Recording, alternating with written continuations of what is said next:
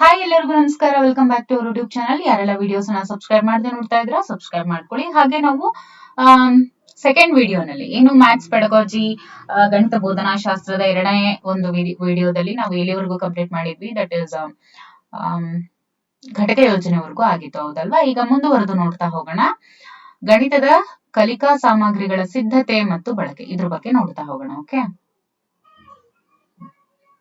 ಇದನ್ನ ನಾವು ನೋಡ್ತಾ ಹೋದಾಗ ನೋಡಿ, ಕಲಿಕಾ ಸಾಮಗ್ರಿ ಅನ್ನುವಂಥದ್ದು ತುಂಬಾನೇ ಇಂಪಾರ್ಟೆಂಟ್ ಆಗುತ್ತೆ ಲರ್ನಿಂಗ್ ಮಟೀರಿಯಲ್ಸ್ ಅಂತ, ಹೌದಲ್ವಾ?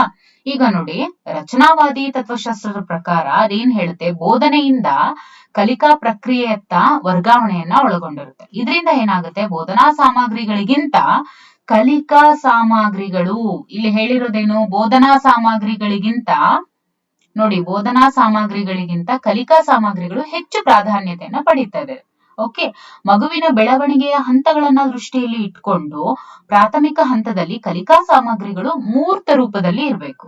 ಓಕೆ, ಹಾಗೂ ಇವನ್ನ ಹಂತ ಹಂತವಾಗಿ ನಾವು ಉನ್ನತೀಕರಿಸಿ ವ್ಯವಸ್ಥಿತವಾಗಿ ಕಲಿಕಾ ಅನುಭವಗಳಿಗೆ ಪೂರಕವಾಗಿ ಶಿಕ್ಷಕರಾದಂತವರು ನಿರ್ವಹಿಸ್ತಾ ಹೋಗ್ಬೇಕು.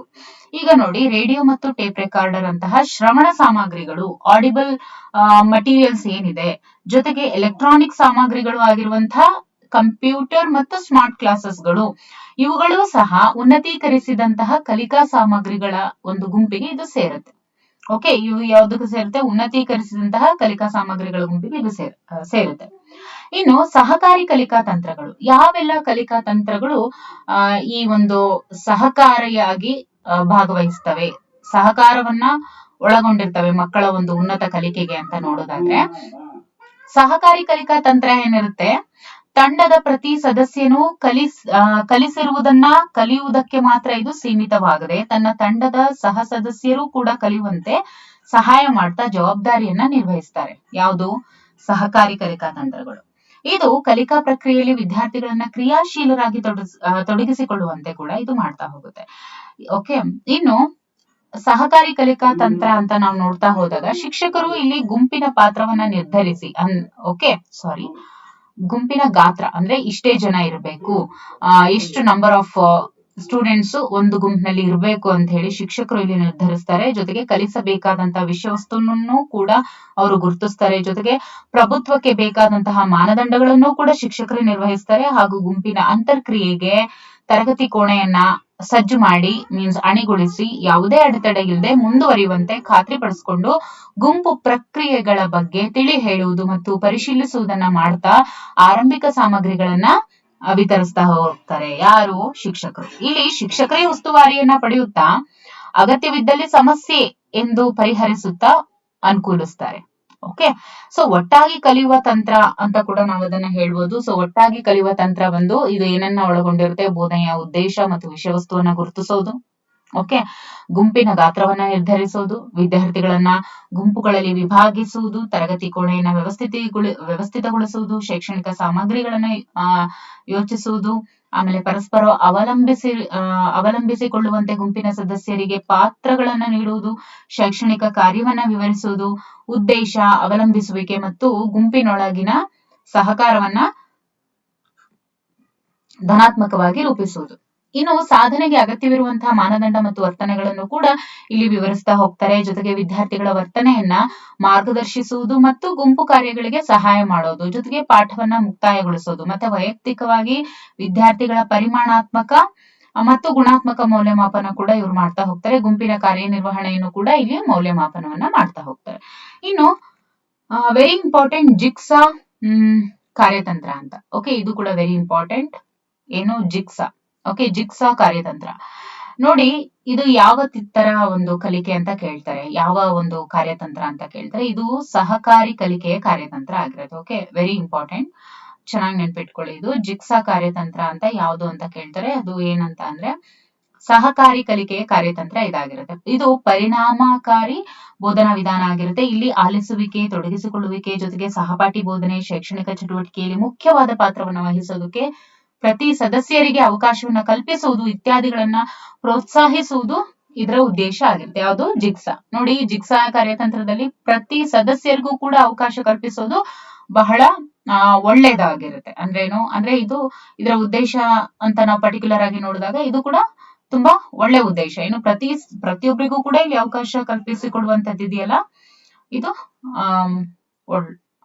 Main point. ಓಕೆ, ಇನ್ನು ಜಿಗ್ಸಾ ಕಾರ್ಯತಂತ್ರದ ಹಂತಗಳನ್ನ ನಾವು ನೋಡ್ತಾ ಹೋದ್ರೆ 3 ರಿಂದ 6 ವಿದ್ಯಾರ್ಥಿಗಳನ್ನ ಮೂಲ ಗುಂಪುಗಳಾಗಿ ಇಲ್ಲಿ ವಿಭಾಗಿಸ್ತಾರೆ. ಗ್ರೂಪ್ ವೈಸ್ ಆಗಿ 3, ಒಂದು ಗ್ರೂಪ್ ಅಲ್ಲಿ ಏನಿಲ್ಲ ಅಂದ್ರೂ 3 ಅಥವಾ 6 ಜನ ಅಷ್ಟೇ. 3 ಮಿನಿಮಮ್, ಮ್ಯಾಕ್ಸಿಮಮ್ ಇಸ್ 6. ಸೊ ಪ್ರತಿ ಮೂಲ ಗುಂಪಿನ ಒಬ್ಬ ಸದಸ್ಯನು ಪ್ರತ್ಯೇಕಗೊಂಡು ಇತರೆ ಗುಂಪಿನ ತಜ್ಞ ಸದಸ್ಯರೊಂದಿಗೆ ಅವರು ಕಾರ್ಯನಿರ್ವಹಿಸೋದು. ತಜ್ಞ ಗುಂಪು ಅಧ್ಯಯನ ಮಾಡಬೇಕಾದಂತಹ ಸಾಮಗ್ರಿಯ ಉಪವಿಭಾಗವನ್ನ ಸಂಶೋಧಿಸುತ್ತದೆ. ಜೊತೆಗೆ ತಜ್ಞರು ತಮಗೆ ನೀಡಿದಂತ ಉಪವಿಭಾಗದ ಬೋಧಕ ಪಾತ್ರದೊಂದಿಗೆ ಮೂಲ ಗುಂಪುಗಳಿಗೆ ಹಿಂದಿರುಗ್ತಾರೆ. ಓಕೆ, ಹೀಗೆ ಒಬ್ಬ ವಿದ್ಯಾರ್ಥಿಯು ಗುಂಪಿಗೆ ಅವಶ್ಯಕವಾದರೆ, ಓಕೆ, ನೀಡಿತ್ತು ಒಬ್ಬ ವಿದ್ಯಾರ್ಥಿ ಅಂತ ಅಂದ್ರೆ ಪ್ರತಿ ವಿದ್ಯಾರ್ಥಿಯು ಕೂಡ ಅವಶ್ಯಕ ವ್ಯಕ್ತಿಯಾಗಿ ಈ ಕಾರ್ಯತಂತ್ರವನ್ನು ಪರಿಣಾಮಕಾರಿ ಆಗಿರುತ್ತದೆ. ಓಕೆ, ಯಾವುದು ಜಿಗ್ಸಾ ಕಾರ್ಯತಂತ್ರ. ಓಕೆ, ಈಗ ಗಣಿತ ಕಲಿಕೆಯ ಮೌಲ್ಯಾಂಕನ. ಗಣಿತ ಕಲಿಕೆಯ ಮೌಲ್ಯಾಂಕನ ಅಂತ ನೋಡ್ತಾ ಹೋದ್ರೆ ನೋಡಿ, ರಚನಾತ್ಮಕ ವಿಧಾನಗಳು ಮತ್ತು ಕೌಶಲ್ಯ ವೃದ್ಧಿ ಸಲಕರಣೆಗಳನ್ನು ಉಪಯೋಗಿಸಿಕೊಂಡು ಗಣಿತ ವಿಷಯವನ್ನ ಬೋಧಿಸೋದಾದ್ರೆ, ಗಣಿತದಲ್ಲಿ ಆಗಿರುವಂತಹ ಕಲಿಕೆಯನ್ನ ಮೌಲ್ಯಾಂಕನ ಮಾಡುವ ವಿಧಾನಗಳಲ್ಲಿಯೂ ಸಹ ಬದಲಾವಣೆ ಆಗ್ಬೇಕು. ಅಂದ್ರೇನು, ಇಲ್ಲೇನು ವೆರಿ ಇಂಪಾರ್ಟೆಂಟ್, ಇಲ್ಲಿ ಏನ್ ಹೇಳಕೊಟ್ಟಿದ್ದಾರೆ ಅಂದ್ರೆ, ಗಣಿತದಲ್ಲಿ ಆಗಿರುವಂತಹ ಕಲಿಕೆಯನ್ನ ಮೌಲ್ಯಾಂಕನ ಮಾಡುವ ವಿಧಾನಗಳಲ್ಲಿಯೂ ಕೂಡ ಸಹ ಬದಲಾವಣೆ ಅನ್ನೋದು ಆಗ್ಬೇಕಾಗಿದೆ. ನೋಡಿ, ಗಣಿತದ ಸಮಸ್ಯೆಗಳಿಗೆ ಸೂಕ್ತ ಪರಿಹಾರಗಳನ್ನು ಪಡೆದರಷ್ಟೇ ಸಾಕೋಗೋದಿಲ್ಲ. ಇಲ್ಲಿ ಪರಿಕಲ್ಪನೆಗಳ ಬೆಳವಣಿಗೆ, ಅವುಗಳ ಬಗೆಗಿನ ತಿಳುವಳಿಕೆಗಳು ಸಹ ಹೆಚ್ಚು ಪ್ರಾಮುಖ್ಯತೆಯನ್ನ ಒಳಗೊಂಡಿರುತ್ತೆ. ಹಾಗಾಗಿ ಗಣಿತ ಕಲಿಕೆಯ ಗುಣಾತ್ಮಕ ಮತ್ತು ಪರಿಮಾಣಾತ್ಮಕ ಮೌಲ್ಯಮಾಪನದಿಂದ ಮೌಲ್ಯಾಂಕನಕ್ಕೆ ಇದು ಬದಲಾಗ್ತಾ ಹೋಗುತ್ತೆ. ನೋಡಿ, ಗಣಿತ ಕಲಿಕೆಯ ಗುಣಾತ್ಮಕ ಮತ್ತು ಪರಿಮಾಣಾತ್ಮಕ ಮೌಲ್ಯಮಾಪನದಿಂದ ಮೌಲ್ಯಾಂಕನಕ್ಕೆ ಇದು ಬದಲಾಗ್ತಾ ಹೋಗುತ್ತೆ. ಇನ್ನು ಮಾಪನ ಅಥವಾ ಅಳತೆಯಲ್ಲಿ ಎಷ್ಟು ಅನ್ನೋದನ್ನ ನಿರ್ಧರಿಸುವಂತಹ ಅಂಶ ಕೂಡ ಒಳಗೊಂಡಿರುತ್ತೆ. ಅಳತೆ ಮಾಡೋದು ಅಂತ ಬಂದಾಗ ಒಂದು ಪರಿಮಾಣವನ್ನ ನಿರ್ದಿಷ್ಟ ಮೂಲಮಾನದೊಂದಿಗೆ ಅಳೆಯುವುದು ಅಂತ ನಾವೇನೋ ಕರಿತೀವಿ. ಆದ್ರೆ ಶಿಕ್ಷಣದಲ್ಲಿ ಅಳತೆ ಅನ್ನುವಂಥದ್ದು ಕಲಿಯುವವರ ಮಾನಸಿಕ ಪ್ರಕ್ರಿಯೆಯನ್ನ ಇದು ಒಳಗೊಂಡಿರುತ್ತೆ. ಅವುಗಳು ನಮಗೆ ಗೋಚರ ಆಗೋದಿಲ್ಲ. ಹಾಗಾಗಿ ಅವುಗಳನ್ನ ಅವರ ಒಂದು ವರ್ತನೆಯನ್ನ ವೀಕ್ಷಿಸೋದ್ರ ಆಧಾರದ ಮೇಲೆ ಅಳತೆ ಮಾಡ್ತೀವಿ. ಅಳತೆಯನ್ನ ಇನ್ನೂ ವಿಶಾಲ ವ್ಯಾಪ್ತಿ ಉಳ್ಳಂತಹ ಪರಿಕಲ್ಪನೆ ಆಗಿರುವಂತಹ ಮೌಲ್ಯಮಾಪನದಿಂದ ಅದನ್ನ ಬದಲಾಯಿಸಲಾಗಿದೆ. ಯಾವುದನ್ನ ಏನು ನಾವು ವೀಕ್ಷಿಸೋದ್ರ ಮೂಲಕ ಅಳಿತೀವಿ ಅನ್ನೋದನ್ನ ಈ ರೀತಿಯಾಗಿ ಮೌಲ್ಯಮಾಪನದಿಂದ ಅದನ್ನ ಬದಲಾಯಿಸಲಾಗಿದೆ. ಮೌಲ್ಯಮಾಪನವು ಕೂಡ ಸಾಮಾನ್ಯ ಅರ್ಥದಲ್ಲಿ ಒಂದು ಮಾಪಕದ ಬಗ್ಗೆ ತೆಗೆದುಕೊಳ್ಳುವಂತಹ ಗುಣಾತ್ಮಕ ನಿರ್ಣಯ ಆಗಿರುತ್ತೆ. ಓಕೆ, ಯಾವುದು ಮೌಲ್ಯಮಾಪನವು ಸಾಮಾನ್ಯ ಅರ್ಥದಲ್ಲಿ ಒಂದು ಮಾಪಕದ ಬಗ್ಗೆ ತೆಗೆದುಕೊಳ್ಳುವ ಗುಣಾತ್ಮಕ ನಿರ್ಣಯವಾಗಿದೆ. ಯಾವುದು ಮೌಲ್ಯಮಾಪನ. ಅಳತೆಗಿಂತ ವಿಶಾಲವಾದ ಪರಿಕಲ್ಪನೆಯಾಗಿ ಪರಿಣಮಿಸಿದೆ. ಇದು ಮಾಪನವನ್ನು ಕೂಡ ಒಳಗೊಂಡಿದ್ದು ಇದರ ವ್ಯಾಪ್ತಿಯು ಮಾಪನಕ್ಕಿಂತಾನು ವಿಶಾಲವಾಗಿದೆ. ಅಂದ್ರೆ ಅಷ್ಟೊಂದು ವ್ಯಾಸ್ಟ್ ಏರಿಯಾ ಆಗಿ ಇದೆ. ಓಕೆ, ಅಂದ್ರೆ ವಿಶಾಲವಾಗಿ. ಓಕೆ, ಒಂದು ಮಾಪಕದ ಮೌಲ್ಯ ಅಂತ ಅಂದ್ರೆ ನೋಡಿ, ಒಂದು ಮಾಪಕದ ಮೌಲ್ಯ ಅಂತ ಅಂದ್ರೆ ಎಷ್ಟು ಉತ್ತಮ ಅನ್ನೋದನ್ನ ಅದು ನಿರ್ಧರಿಸುತ್ತೆ. ಅಂದ್ರೆ ಏನು, ಇದು ಮಾಪಕದ ಗುಣಾತ್ಮಕತೆಯನ್ನ ನಿರ್ಧರಿಸುತ್ತದೆ. ಜೊತೆಗೆ ಮೌಲ್ಯಮಾಪನದಲ್ಲಿ ಬಳಸಬಹುದಾದಂತಹ ಹಲವು ಸಾಧನಗಳು ಮತ್ತು ತಂತ್ರಗಳಲ್ಲಿ ಪ್ರಮುಖವಾದಂತಹ ಸಾಧನಗಳು ಅಂತ ಅಂದ್ರೆ ಅದು ಕಿರುಪರೀಕ್ಷೆ ಮತ್ತು ಪರೀಕ್ಷೆಗಳು. ಓಕೆ, ನೋಡಿ, ಮೌಲ್ಯಮಾಪನದಲ್ಲಿ ಬಳಸಬಹುದಾದಂತಹ ಹಲವು ಸಾಧನಗಳು ಮತ್ತು ತಂತ್ರಗಳನ್ನ ನಾವು ನೋಡ್ತೀವಿ. ಹಲವು ಸಾಧನಗಳು ಅಂತ ಹೇಳಿದ್ವಲ್ವಾ, ಅದರಲ್ಲಿ 2 ಸಾಧನಗಳು ಅಂತ ಅಂದ್ರೆ ದಟ್ ಇಸ್ ಕಿರುಪರೀಕ್ಷೆಗಳು ಮತ್ತು ಪರೀಕ್ಷೆಗಳು. ಹಾಗಾಗಿ ಮೌಲ್ಯಮಾಪನ ಅನ್ನುವಂಥದ್ದು ವಿದ್ಯಾರ್ಥಿಗಳ ತಿಳುವಳಿಕೆ, ಕೌಶಲ್ಯಗಳು, ಆಮೇಲೆ ಮನೋಧೋರಣೆಗಳು, ಆಲೋಚನಾ ರೀತಿಗಳು, ಕಲಿಕಾ ಹವ್ಯಾಸಗಳು, ಪ್ರಶಂಸೆಗಳ ಜೊತೆಗೆ ವಸ್ತು ವಿಷಯದಲ್ಲೂ ಕೂಡ ಹೊಂದಿರುವಂತಹ ಪರಿಣಿತಿಗೆ ಅದು ಒತ್ತನ್ನ ನೀಡುತ್ತೆ. ಇದಿಷ್ಟು ಮೌಲ್ಯಮಾಪನ ಆದ್ರೆ ಮೌಲ್ಯಾಂಕನ ಅಂದ್ರೆ ಏನು? ಮೌಲ್ಯಾಂಕನ ಅಂತ ಅಂದ್ರೆ ಮೌಲ್ಯಮಾಪನಕ್ಕಿಂತಲೂ ನೋಡಿ, ಮೌಲ್ಯಾಂಕನ ಅಂತ ಅಂದ್ರೆ ಮೌಲ್ಯಮಾಪನಕ್ಕಿಂತಲೂ ವಿಶಾಲವಾದ ಅರ್ಥವುಳ್ಳ ಪದ ಇದಾಗಿರುತ್ತೆ. ಇದು ಕಲಿಕಾ ಪ್ರಕ್ರಿಯೆಯ ಪರಿಮಾಣಾತ್ಮಕ ಮತ್ತು ಗುಣಾತ್ಮಕ ಅಂಶಗಳನ್ನ ನಿರ್ಧರಿಸುವುದರ ಜೊತೆಗೆ ಕಲಿವಿನ ಫಲಗಳನ್ನ ಮತ್ತು ಬೋಧನಾ ಪ್ರಕ್ರಿಯೆಯ ಗುಣಮಟ್ಟವನ್ನ ಇದು ಪ್ರತಿನಿಧಿಸುತ್ತೆ. ಓಕೆ, ಗಣಿತ ವಿಷಯದಲ್ಲಿ ಮಕ್ಕಳ ತಿಳುವಳಿಕೆಗೆ ಸಂಬಂಧಪಟ್ಟಂತೆ ಶಿಕ್ಷಕರು ಹೆಚ್ಚಿನ ಅಂತರ್ದೃಷ್ಟಿಯನ್ನ ಈ ಕೆಳಗಿನವುಗಳ ಮೂಲಕ ಪಡಿತಾರೆ. ಈಗ ಮೌಲ್ಯಾಂಕನ ಅಂದ್ರೆ ಅರ್ಥ ಆಯ್ತು. ನೋಡಿ, ಮೌಲ್ಯಾಂಕನ ಅನ್ನುವಂಥದ್ದು ಮೌಲ್ಯಮಾಪನಕ್ಕಿಂತಲೂ ಕೂಡ ವಿಶಾಲವಾದಂತಹ ಅರ್ಥವನ್ನ ಒಳಗೊಂಡಿದೆ.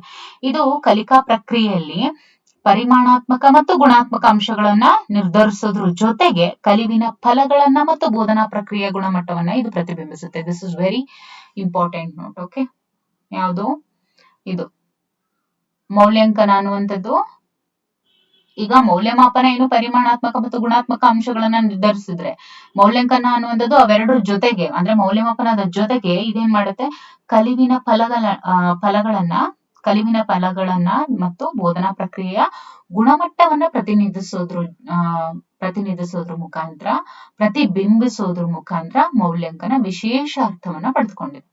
ಗಣಿತ ವಿಷಯದಲ್ಲಿ ಮಕ್ಕಳ ತಿಳುವಳಿಕೆಗೆ ಸಂಬಂಧಪಟ್ಟಂತೆ ಶಿಕ್ಷಕರು ಹೆಚ್ಚಿನ ಅಂತರ್ದೃಷ್ಟಿಯನ್ನ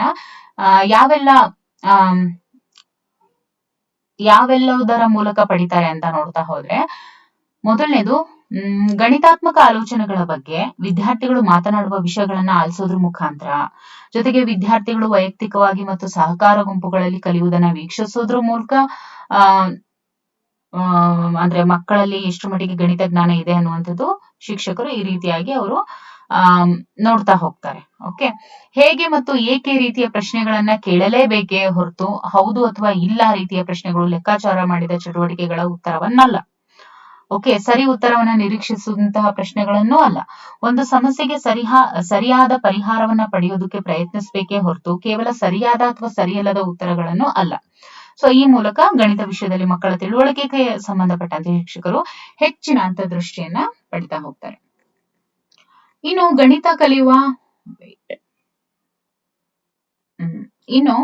ಗಣಿತ ಕಲಿಯುವಂತಹ ಮೌಲ್ಯಾಂಕನವು ಬಹು ಆಯಾಮಗಳನ್ನು ಒಳಗೊಂಡ ಒಂದು ಪ್ರಕ್ರಿಯೆ ಆಗಿದ್ದು, ಶೈಕ್ಷಣಿಕ ಸನ್ನಿವೇಶಗಳಲ್ಲಿ ಹಲವು ರೀತಿಯಲ್ಲಿ ಇದು ಸಹಾಯಕ ಆಗುತ್ತೆ.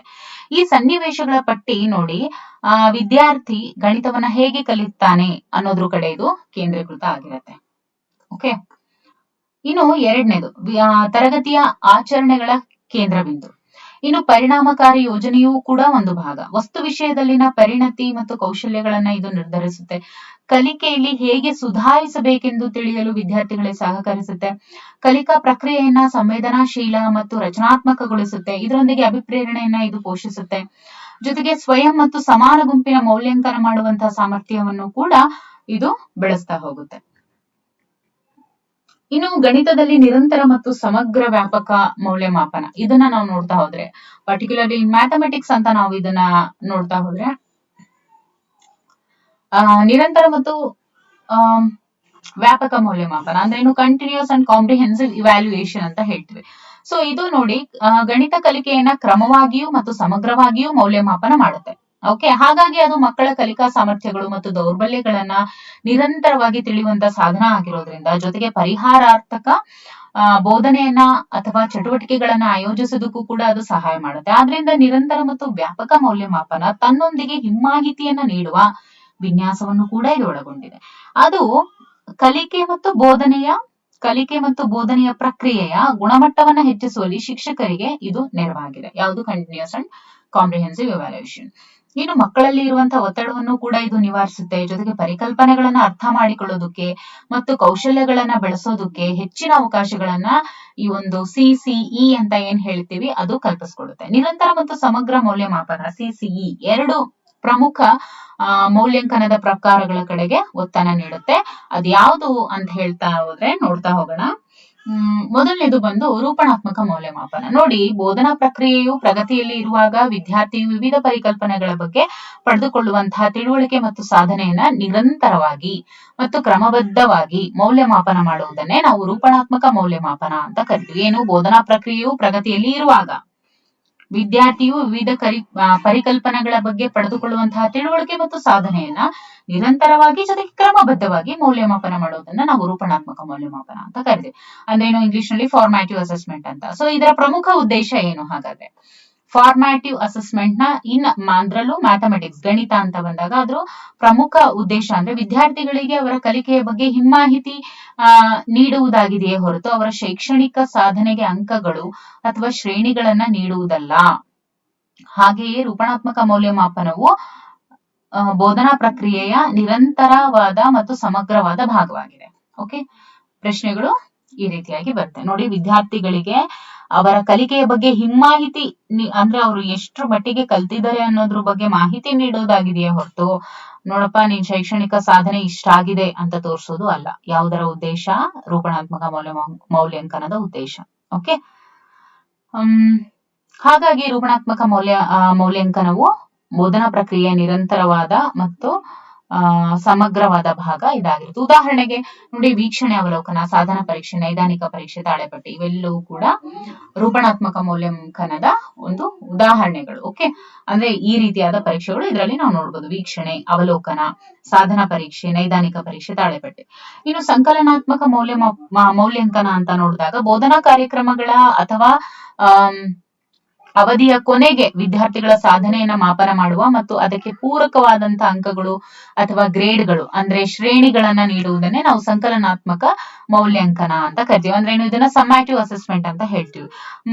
ಅಥವಾ ಏನಂತ ಹೇಳ್ಬೋದು, ಕಾರ್ಯಕ್ರಮದ ಅಂತ್ಯಕ್ಕೆ ಮಾಡಲಾಗುವಂತಹ ಸಂಪೂರ್ಣ ಮೌಲ್ಯಾಂಕನದ ಪ್ರಮುಖ ಉದ್ದೇಶ ಏನು? ನೋಡಿ, ಇದರ ಪ್ರಮುಖ ಉದ್ದೇಶ ಅಂತ ನೋಡ್ತಾ ಹೋದ್ರೆ ವಿದ್ಯಾರ್ಥಿಗಳ ಸಾಧನೆಯ ಸಾರಾಂಶವನ್ನ ಅಂಕಗಳು ಅಥವಾ ಶ್ರೇಣಿಗಳಲ್ಲಿ ವ್ಯಕ್ತಪಡಿಸುವುದು ಇದರ ಉದ್ದೇಶ ಆಗಿರುತ್ತೆ. ಏನು? ವಿದ್ಯಾರ್ಥಿಗಳ ಸಾಧನೆಯನ್ನ ವಿದ್ಯಾರ್ಥಿಗಳ ಸಾಧನೆಯನ್ನ ಅಂದ್ರೆ ವಿದ್ಯಾರ್ಥಿಗಳ ಸಾಧನೆಯ ಸಾರಾಂಶವನ್ನ ಅಂಕಗಳು ಅಥವಾ ಶ್ರೇಣಿಗಳಲ್ಲಿ ವ್ಯಕ್ತಪಡಿಸುವುದು ಸಮ್ಯಾಟಿವ್ ಅಸೆಸ್ಮೆಂಟ್ ನ ಒಂದು ಉದ್ದೇಶ ಆಗಿರುತ್ತೆ. ಉದಾಹರಣೆಗೆ ಇಲ್ಲಿ ಸಾಧನಾ ಪರೀಕ್ಷೆ, ಪ್ರದರ್ಶನ ಚಟುವಟಿಕೆ, ಪ್ರಾತ್ಯಕ್ಷಿಕೆ, ಕೃತಿ ಸಂಪುಟ ಪರಿಶೀಲನೆ, ಇವೆಲ್ಲವೂ ಕೂಡ ಇದರಲ್ಲಿ ಕೊಟ್ಬಿಟ್ಟು ಇದರಲ್ಲಿ ಯಾವ್ದು ರೂಪಣಾತ್ಮಕ ಮೌಲ್ಯಾಂಕನ, ಸಂಕಲನಾತ್ಮಕ ಮೌಲ್ಯಾಂಕನ ಅಂತ ಕೇಳ್ತಾರೆ. ಸೊ ಇವೆಲ್ಲ ಚೆನ್ನಾಗಿ ನೆನ್ಪಿಟ್ಕೊಂಡಿರ್ಬೇಕು. ವೀಕ್ಷಣೆ, ಅವಲೋಕನ, ಸಾಧನ ಪರೀಕ್ಷೆ, ನೈದಾನಿಕ ಪರೀಕ್ಷೆ, ತಾಳೆಪಟ್ಟಿ ಇವೆಲ್ಲವೂ ರೂಪಣಾತ್ಮಕ ಮೌಲ್ಯಾಂಕನ. ಇಲ್ಲೂ ಕೂಡ ಸಾಧನ ಪರೀಕ್ಷೆ ಬರುತ್ತೆ. ಯಾವುದು ಸಾಧನ ಪರೀಕ್ಷೆ? ಇಲ್ಲೂ ಕೂಡ ಅಂದ್ರೆ ಸಂಕಲನಾತ್ಮಕ ಮೌಲ್ಯಾಂಕನದಲ್ಲೂ ಕೂಡ ಸಾಧನ ಪರೀಕ್ಷೆ, ಪ್ರದರ್ಶನ ಚಟುವಟಿಕೆ, ಪ್ರಾತ್ಯಕ್ಷಿಕೆ, ಕೃತಿ ಸಂಪುಟ ಪರಿಶೀಲನೆ. ಇನ್ನು ಸಾಧನ ಪರೀಕ್ಷೆ ಅಂದ್ರೆ ಏನು ನೋಡಿ, ಇವೆಲ್ಲದ್ರ ಬಗ್ಗೆ ನಾವು ಇವಾಗ ಡೀಟೇಲ್ ಆಗಿ ನೋಡ್ತಾ ಹೋಗೋಣ. ಸಾಧನ ಪರೀಕ್ಷೆ ಅಂದ್ರೆ ಶಿಕ್ಷಣದಲ್ಲಿ ಸಾಧನೆ ಅಂದ್ರೆ ಒಂದು ನಿರ್ದಿಷ್ಟ ವಿಷಯದಲ್ಲಿ ವಿದ್ಯಾರ್ಥಿಯು ಪಡೆದಿರಬಹುದಾದಂತಹ ನಾನಾ ತಿಳುವಳಿಕೆ, ಕೌಶಲ್ಯಗಳು ಅಥವಾ ಜ್ಞಾನಾತ್ಮಕ ತಂತ್ರಗಳು ಆಗಿರ್ತವೆ. ವಿದ್ಯಾರ್ಥಿಗಳು ಒಂದು ಕಲಿಕಾ ಅವಧಿಯ ಅಂತ್ಯಕ್ಕೆ ಸಾಧಿಸಿರುವಂತಹ ಸಾಧನೆಯನ್ನ ತಿಳಿಯೋದಕ್ಕೆ ಬಳಸುವಂತಹ ಪರೀಕ್ಷೆಯ ಸಾಧನಾ ಪರೀಕ್ಷೆಯೇ ಸೂಪರ್ ಡಿಇ ಅವರು ವ್ಯಾಖ್ಯಾನಿಸಿರುವಂತೆ. ಅಂದ್ರೆ ಸಾಧನಾ ಪರೀಕ್ಷೆ ಬಗ್ಗೆ ಸೂಪರ್ ಡಿಇ ಅವರು ಏನ್ ಹೇಳ್ತಾರೆ ಅಂತಂದ್ರೆ, ಸಾಧನಾ ಪರೀಕ್ಷೆ ಅನ್ನುವಂಥದ್ದು ಒಂದು ವಿಷಯವನ್ನ ಎಷ್ಟರ ಮಟ್ಟಿಗೆ ಕಲಿತಿದ್ದಾರೆ ಅಥವಾ ಒಂದು ಕಲಿಕಾ ಕಾರ್ಯವನ್ನ ಸಮರ್ಥವಾಗಿ ನಿರ್ವಹಿಸುತ್ತಿದ್ದಾರೆ, ಅಂದ್ರೆ ಎಷ್ಟು ಮಟ್ಟಿಗೆ ಅವರು ನಿರ್ವಹಿಸ್ತಾ ಇದ್ದಾರೆ ಅನ್ನೋದನ್ನ ಖಾತ್ರಿ ಪಡಿಸಿಕೊಳ್ಳೋದಕ್ಕೆ ಬಳಸುವಂತಹ ಪರೀಕ್ಷೆ ಆಗಿದೆ ಅಂತ ಹೇಳಿ ಸೂಪರ್ ಡಿಇ ಅವರು ಹೇಳ್ತಾರೆ. ಇನ್ನು ಶಿಕ್ಷಕ ನಿರ್ಮಿತ ಸಾಧನಾ ಪರೀಕ್ಷೆಯಲ್ಲಿ ನೋಡಿ, ಇಲ್ಲಿ ಶಿಕ್ಷಕ ನಿರ್ಮಿತ ಸಾಧನಾ ಪರೀಕ್ಷೆಯಲ್ಲಿ ಎರಡು ರೀತಿಯ ಪರೀಕ್ಷೆಗಳು ಇರ್ತವೆ. ಒಂದು ಶಿಕ್ಷಕ ನಿರ್ಮಿತ ಪರೀಕ್ಷೆ, ಎರಡನೇದು ಆದರ್ಶೀಕೃತ ಪರೀಕ್ಷೆ. ಪರೀಕ್ಷೆಗಳಲ್ಲಿ ಮೌಖಿಕ ಹಾಗೂ ಲಿಖಿತ ಪರೀಕ್ಷೆಗಳು ಕೂಡ ಇರ್ತವೆ. ಮುಂದುವರೆದು ನೋಡುತ್ತಾ ಹೋದ್ರೆ ಲಿಖಿತ ಪರೀಕ್ಷೆಯಲ್ಲಿ ವಸ್ತುನಿಷ್ಠ ಮಾದರಿ ಹಾಗೂ ವಸ್ತುನಿಷ್ಠವಲ್ಲದ ಮಾದರಿಗಳು ಕೂಡ ಇರ್ತವೆ. ವಸ್ತುನಿಷ್ಠ ಮಾದರಿಯಲ್ಲಿ ಬಿಟ್ಟ ಸ್ಥಳ ತುಂಬಿ ಮಾದರಿ ಪ್ರಶ್ನೆ ಅಂದ್ರೆ ಬಿಟ್ಟ ಸ್ಥಳ ತುಂಬಿ ಆ ರೀತಿಯಾದಂತಹ ಅಂದ್ರೆ ಆ ಟೈಪ್ ಇರುತ್ತೆ. ಆಮೇಲೆ ಬಹು ಅಂಶ ಆಯ್ಕೆ ಅಂದ್ರೆ ಮಲ್ಟಿಪಲ್ ಚಾಯ್ಸ್ ಕ್ವೆಶನ್ಸ್, ಸಾದೃಶ್ಯ ಮಾದರಿ, ಆಮೇಲೆ ಲಘು ಉತ್ತರ, ಇವೆಲ್ಲವೂ ಕೂಡ ನಾವು ಸಾಧನಾ ಪರೀಕ್ಷೆಯಲ್ಲಿ ನೋಡ್ತಾ ಹೋಗ್ಬೋದು. ಇನ್ನು ನೈದಾನಿಕ ಪರೀಕ್ಷೆ. ನೈದಾನಿಕ ಪರೀಕ್ಷೆ ಅಂತ ನೋಡಿದಾಗ ನೋಡಿ, ಒಂದು ನಿರ್ದಿಷ್ಟ ವಸ್ತು ವಿಷಯಕ್ಕೆ ಸಂಬಂಧಿಸಿದಂತೆ ಕಂಡುಬರುವಂತಹ ಕಲಿಕಾ ಕ್ಲಿಷ್ಟತೆಯ ಸ್ವರೂಪ ಮತ್ತು ಅದಕ್ಕಿರುವಂತಹ ಕಾರಣಗಳನ್ನ ತಿಳಿಯುವುದಕ್ಕೆ ರಚಿಸುವಂತಹ ಮತ್ತು ಬಳಸುವಂತಹ ಪರೀಕ್ಷೆಗಳನ್ನೇ ನಾವು ನೈದಾನಿಕ ಪರೀಕ್ಷೆಗಳು ಅಂತ ಕರಿತೀವಿ. ನೈದಾನಿಕ ಪರೀಕ್ಷೆ ಅಂದ್ರೇನು? ಒಂದು ನಿರ್ದಿಷ್ಟ ವಸ್ತು ವಿಷಯಕ್ಕೆ ಸಂಬಂಧಿಸಿದಂತೆ ಕಂಡುಬರುವಂತಹ ಕಲಿಕಾ ಕ್ಲಿಷ್ಟತೆಯ ಸ್ವರೂಪ ಮತ್ತು ಅದಕ್ಕಿರುವಂತಹ ಅಂದ್ರೆ ಏನು ಕಲಿಕಾ ಕ್ಲಿಷ್ಟತೆ ಬರುತ್ತಲ್ವಾ, ಅದಕ್ಕಿರುವಂತಹ ಕಾರಣಗಳನ್ನ ತಿಳಿಯೋದಕ್ಕೆ ರಚಿಸುವಂತಹ ಮತ್ತು ಬಳಸುವಂತಹ ಪರೀಕ್ಷೆಗಳೇ ನೈದಾನಿಕ ಪರೀಕ್ಷೆಗಳಾಗಿರ್ತವೆ. ಮಗು ಹೊಂದಿರುವಂತಹ ನಿರ್ದಿಷ್ಟ ಸಾಮರ್ಥ್ಯಗಳು ಮತ್ತು ದೌರ್ಬಲ್ಯಗಳನ್ನ ಅರಿಯೋದಕ್ಕೆ, ಅದಕ್ಕೆ ಸಂಬಂಧಪಟ್ಟ ಕಾರಣಗಳನ್ನ ಪತ್ತೆ ಹಚ್ಚೋದಕ್ಕೆ ರೂಪಿಸಲಾಗಿರುವಂತಹ ಪರೀಕ್ಷೆಗಳನ್ನೇ ನಾವು ನೈದಾನಿಕ ಪರೀಕ್ಷೆಗಳು ಅಂತ ಕರಿತೀವಿ. ಹಾಗಾದ್ರೆ ನೈದಾನಿಕ ಪರೀಕ್ಷೆಗಳ ಉದ್ದೇಶ ಏನು ಅಂತ ಅಂದ್ರೆ ಕಲಿಕಾ ಕ್ಲಿಷ್ಟತೆಗಳು ಅಥವಾ ದೋಷಗಳ ಸ್ವರೂಪವನ್ನ ನಿರ್ಧರಿಸೋದಾಗಿರುತ್ತೆ. ಇನ್ನು ಇಲ್ಲಿ ವಿದ್ಯಾರ್ಥಿಗಳಿಗೆ ನೈದಾನಿಕ ಪರೀಕ್ಷೆಯನ್ನ ನೀಡಿದ ನಂತರ ದೊರೆತ ಮಾಹಿತಿಯನ್ನ ಆಧರಿಸಿ ರೂಪಿಸಿದಂತಹ ತಪ್ಪು ವಿಶ್ಲೇಷಣಾ ಪಟ್ಟಿಯು ವಿದ್ಯಾರ್ಥಿಗಳು ವಿಭಿನ್ನ ಗಣಿತ ಕ್ರಿಯೆಗಳಲ್ಲಿ ಮಾಡುವಲ್ಲಿ ಹೊಂದಿದ ಸಮಸ್ಯೆಯನ್ನ ಇದು ಬಹಿರಂಗಪಡಿಸುತ್ತೆ. ಇದನ್ನ ದೋಷ ವಿಶ್ಲೇಷಣಾ ಪಟ್ಟಿಯ ಮೂಲಕ ನಾವು ಅಂದ್ರೆ ಶಿಕ್ಷಕರು ತಿಳ್ಕೊಳ್ತಾ ಹೋಗ್ತಾರೆ. ಇನ್ನು ಗಣಿತದಲ್ಲಿ ಕಾರ್ಯನಿರ್ವಹಣೆ ಮತ್ತು ಕೃತಿ ಸಂಪುಟ ಮೌಲ್ಯಾಂಕನ.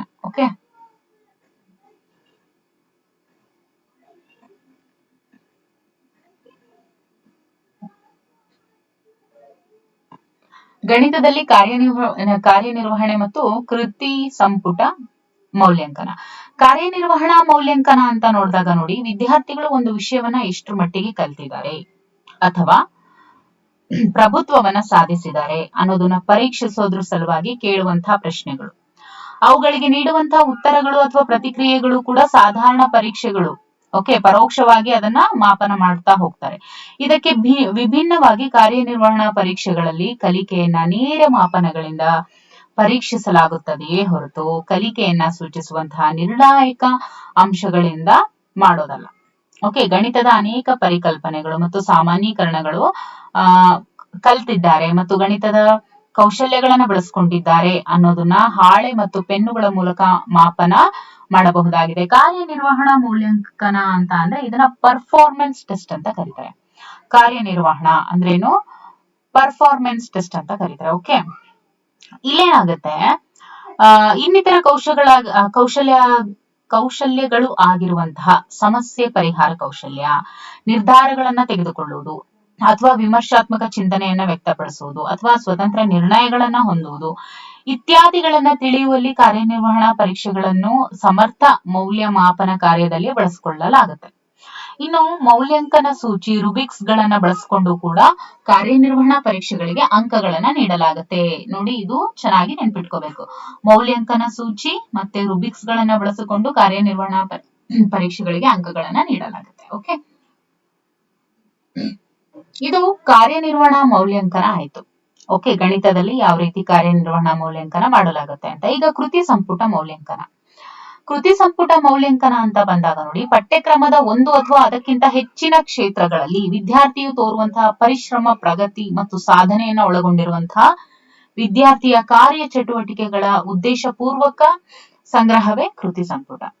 ಕ್ಲಿಯರ್? ಕೃತಿ ಸಂಪುಟ ಅಂದ್ರೆ ಏನು? ಈಗ ಪಠ್ಯಕ್ರಮ ಏನಿರುತ್ತೆ ಅದರ ಒಂದು ಅಥವಾ ಅದಕ್ಕಿಂತ ಹೆಚ್ಚಿನ ಕ್ಷೇತ್ರಗಳಲ್ಲಿ ವಿದ್ಯಾರ್ಥಿಯು ತೋರುವಂತಹ ಪರಿಶ್ರಮ, ಪ್ರಗತಿ ಮತ್ತು ಸಾಧನೆ. ಓಕೆ, ಇವಾಗ ಒಂದಕ್ಕಿಂತ ಹೆಚ್ಚು ಕ್ಷೇತ್ರ ಅಂತ ಬಂದಾಗ ಪಠ್ಯ ಮತ್ತು ಪಠ್ಯೇತರ ಚಟುವಟಿಕೆ. ಓಕೆ, ವಿದ್ಯಾರ್ಥಿ ಒಬ್ಬನ ಅತ್ಯುತ್ತಮ ಕೆಲಸ ಅಥವಾ ಅತ್ಯುತ್ತಮ ಸಾಧನೆ, ಪರಿಶ್ರಮ ಇತ್ಯಾದಿಗಳನ್ನ ಮೌಲ್ಯಾಂಕನ ಮಾಡಬಹುದಾದಂತಹ ಕಲಿವಿನ ಫಲಗಳಿಗೆ ಸಂಬಂಧಪಟ್ಟಂತೆ ಇರುವಂತಹ ಕಾರ್ಯಾನುಭವದ ಮಾದರಿಗಳ ಸಂಗ್ರಹವನ್ನ ಇದು ಪ್ರತಿನಿಧಿಸ್ತಾ ಹೋಗುತ್ತೆ. ಜೊತೆಗೆ ಕಲಿವಿನ ಬಲಗಳ ಬೆಳವಣಿಗೆಗೆ ಮತ್ತು ವಿಕಾಸಕ್ಕೆ ಸಂಬಂಧಪಟ್ಟ ದಾಖಲೆಗಳನ್ನ ನಿರ್ವಹಿಸುವ ಮೂಲಕ ಇದು ಅನುವು ಮಾಡಿಕೊಡುತ್ತೆ. ಕೃತಿ ಸಂಪುಟ ಮೌಲ್ಯಾಂಕನ ಅನ್ನುವಂಥದ್ದು ಒಂದು ಬಹುಮುಖಿ ಪ್ರಕ್ರಿಯೆ ಆಗಿದೆ. ಓಕೆ, ಕೃತಿ ಸಂಪುಟ ಮೌಲ್ಯಾಂಕನವು ಬಹುಮುಖಿ ಪ್ರಕ್ರಿಯೆ ಆಗಿದೆ. ಓಕೆ, ಇದು ಇದರ ಒಂದು ಪ್ರಮುಖ ಗುಣಲಕ್ಷಣಗಳನ್ನ ನಾವು ನೋಡ್ತಾ ಹೋದ್ರೆ ನೋಡಿ, ನಿರೀಕ್ಷಿತ ಕಲಿವಿನ ಫಲಗಳನ್ನ ಈಡೇರಿಸುವಂತಹ ನಿಟ್ಟಿನಲ್ಲಿ ವಿದ್ಯಾರ್ಥಿಯ ಕಲಿಕಾ ಪ್ರಗತಿಯನ್ನು ರೂಪಣಾತ್ಮಕವಾಗಿ ಮತ್ತು ಸಂಕಲನಾತ್ಮಕವಾಗಿ ಮೌಲ್ಯಾಂಕನ ಮಾಡೋದಕ್ಕೆ ಅವಕಾಶವನ್ನು ಒದಗಿಸುತ್ತೆ. ವೈವಿಧ್ಯಮಯ ಕೌಶಲಗಳು ಮತ್ತು ಪ್ರಕ್ರಿಯೆಗಳನ್ನ ಪ್ರತಿಬಿಂಬಿಸುವಂತಹ ಬಹು ಆಯಾಮವನ್ನ ಇದು ಒಳಗೊಂಡಿರುತ್ತೆ. ವೈವಿಧ್ಯಪೂರ್ಣ ಕಾರ್ಯದ ಮಾದರಿಯನ್ನ ಒಳಗೊಂಡಿರುವುದರ ಜೊತೆಗೆ ಕಾರ್ಯಗಳ ಬಗ್ಗೆ ಶಿಕ್ಷಕರು, ವಿದ್ಯಾರ್ಥಿಗಳು, ಸಮಾನ ಗುಂಪಿನವರು ಮತ್ತು ಪೋಷಕರ ಪ್ರಕ್ರಿಯೆಗಳ ಮೌಲ್ಯಮಾಪನವನ್ನು ಕೂಡ ಇದು ಒಳಗೊಂಡಿರುತ್ತೆ. ಒಂದು ಸಂಪೂರ್ಣ ಅವಧಿಗೆ ವಿಸ್ತರಿಸಬಹುದಾದಂತಹ ಮಾದರಿಗಳನ್ನ ಇದು ಒಳಗೊಂಡಿರುತ್ತೆ. ಇನ್ನು ಇವಾಗ ನಾವು ಸ್ಕೋರಿಂಗ್ ರುಬಿಕ್ಸ್ ಅಥವಾ ಅಂಕಿಸುವ ರುಬಿಕ್ಸ್ ಗಳು ಅಂತ ಹೇಳ್ತೀವಿ. ಅದ್ರ ಬಗ್ಗೆ ನಾವು ನೋಡ್ತಾ ಹೋದ್ರೆ, ಕಾರ್ಯನಿರ್ವಹಣಾ ಮೌಲ್ಯಾಂಕನ ಮತ್ತು ಕೃತಿ ಸಂಪುಟ ಮೌಲ್ಯಾಂಕನಗಳು ಸಾಧನಾ ಪರೀಕ್ಷೆ ಮತ್ತು ನೈದಾನಿಕ ಪರೀಕ್ಷೆಗಳಿಗೆ ಪರ್ಯಾಯವಾಗಿ ಮತ್ತು ಹೆಚ್ಚುವರಿಯಾಗಿ ರೂಪಿಸಲ್ಪಟ್ಟಂತ ಮೌಲ್ಯಾಂಕನಗಳಾಗಿರ್ತವೆ. ಇದು ಸಾಮಾನ್ಯವಾಗಿ ಮಾತೃಕೆಯ ರೂಪದಲ್ಲಿ ಇರುತ್ತೆ. ಸಾಧನೆಯನ್ನ ತೋರಿಸುವಂತಹ ನಿರ್ಣಾಯಕ ಅಂಶಗಳ ಪಟ್ಟಿ ಮತ್ತು ಶ್ರೇಣಿಗಳ ವ್ಯಾಪ್ತಿಯನ್ನ ಇದು ಒಳಗೊಂಡಿರುತ್ತೆ. ಸ್ವಮೌಲ್ಯಮಾಪನ ಅನಿಸಿಕೆಗಳು ಮತ್ತು